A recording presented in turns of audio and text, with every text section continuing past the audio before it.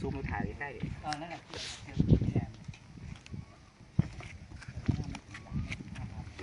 คือลมจะนอกแบบนี้เนาะเพราะมันมีก้อนเล็กด้วย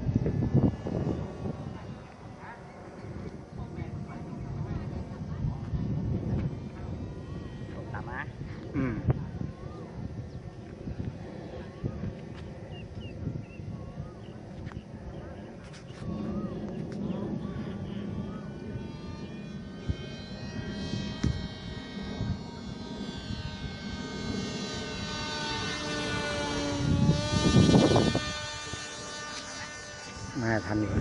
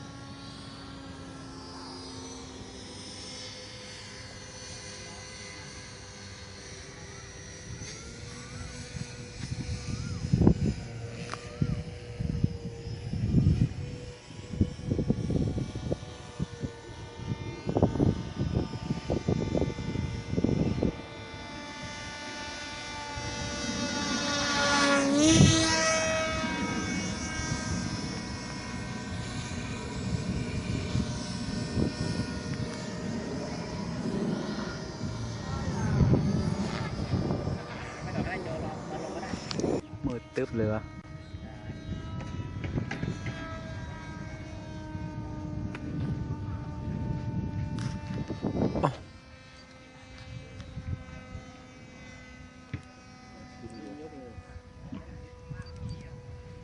มันลมด้วยล่ะ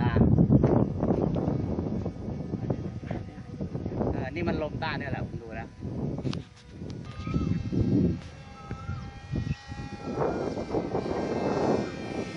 ถ่ายใกล้ที่โจทันอยู่ ลอง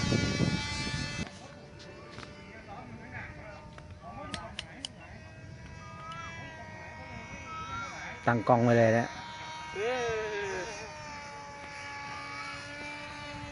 มันเร็วทำไงจะได้เหลือช้า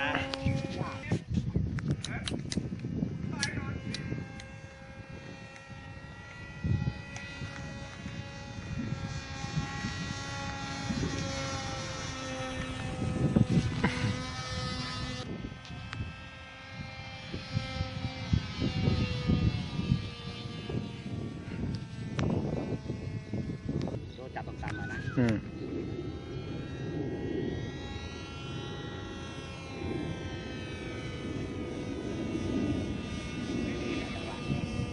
มองไม่เห็นทันแล้วเลย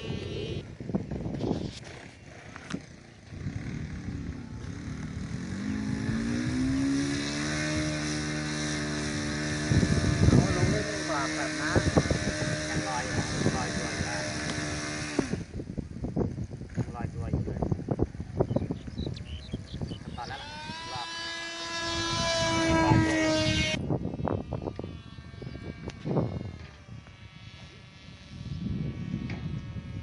นี่มันไม่ได้ต้องเร่งไว้สักหน่อยได้เลย เพราะว่างานวิดีโอในของไอ้นั่นนะของไอ้คิว500ยิงแข่งมัน110 องศานะ ใช่แก้ไม่ได้ ลองดูโอ้โหนิดหน่อย